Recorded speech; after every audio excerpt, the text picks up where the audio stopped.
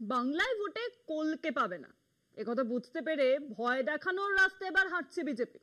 আমরা আগেও বলেছি বিজেপি বাঙালিদের এটা বুঝিয়ে দিতে চায় যে বাংলায় তাদের যদি সিংহাসনে না বসানো হয় দেশ জুড়ে বাঙালিকে হেনস্থা করবে তারা। তাই যে হয়ে চলেছে, বাঙালিদের উপর অত্যাচার চলছে একটানা, আবার সেই অত্যাচারের কথা স্বীকার করাও হচ্ছে না। হ্যাঁ, এরকমটাই করছে এবার দিল্লি পুলিশ। দিন দুয়েক আগের কথা বলছি, ভিডিও পোস্ট করে দিল্লিতে বাঙালি শ্রমিকের স্ত্রী ও সন্তানকে নিগ্রহের প্রতিবাদে সোচ্চার হয়েছিলেন মুখ্যমন্ত্রী মমতা বন্দ্যোপাধ্যায়। দিল্লি পুলিশ কি বলল এই অভিযোগ নাকি সত্যি নয়। এই নিয়ে টানাপোড়েনের মাঝে বুধবার দিল্লির ওই অত্যাচারিত পরিযায়ী শ্রমিক পরিবারকে সঙ্গে নিয়ে সাংবাদিক বৈঠক করলেন কুণাল ঘোষ ও ফেরাদ হাকিম। সেখানে উঠে এলো দিল্লি পুলিশের হাড় হিম করা অত্যাচারের ঘটনা। দেখুন,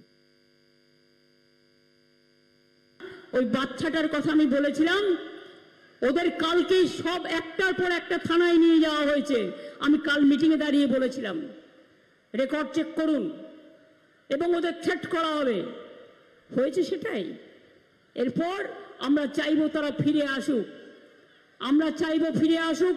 বাদ বাকিটা কে মিথ্যে বলছে আর কে সত্য বলছে সে তো সত্যি কথাই প্রমাণিত হয়ে যাবে।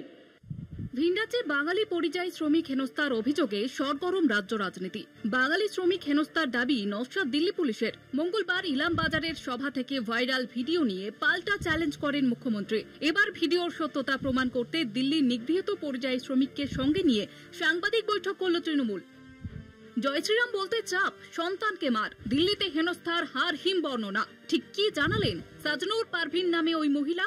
একদিন আমাদের ঘরে 4টা লোক এসেছিলেন। তারা এসে বললেন আমরা পুলিশের লোক, আমাদেরকে আধার কার্ড দেখান। আমি আধার কার্ড বের করে দিতে দিতেই ওনারা বললেন আপনার হাজবেন্ড কোথায়? আমি বললাম আমার হাজবেন্ড কাজে গেছে, ও এখন বাড়িতে নাই।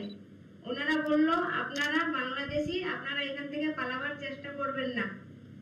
আমি বললাম আমরা যে বাংলাদেশি না তো আমরা কেন পালাবো? কিছু না শুনেই ওরা আমাকে একটা নির্ভুম জায়গায় নিয়ে গেল, নিয়ে যে ওখানে প্রচন্ড অত্যাচার করতে শুরু করে দিল।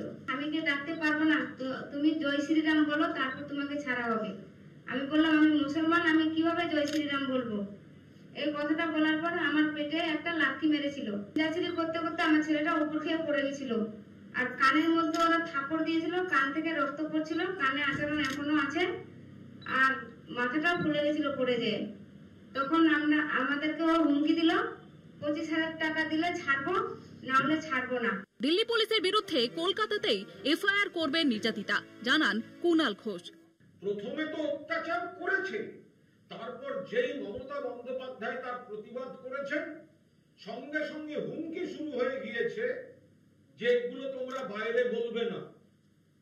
তাদের উপর অকথ্য অত্যাচার হয়েছে, যে ভিডিও ফুটিয়ে ছাড়া হয়েছে, আসল যে ঘটনা, যে জায়গাটায় বাচ্চাটিকে আক্রমণ করা হচ্ছে সেই ভিডিও ফুটেজ ছাড়া হয়নি। সেই ভিডিও ফুটেজ ওরা ছাড়ুক। মালদার নির্যাতিতা পরিবারটির ভরণ পোষণের যাবতীয় ব্যবস্থা করা হবে বলে আগে জানিয়েছেন মুখ্যমন্ত্রী মমতা বন্দ্যোপাধ্যায়।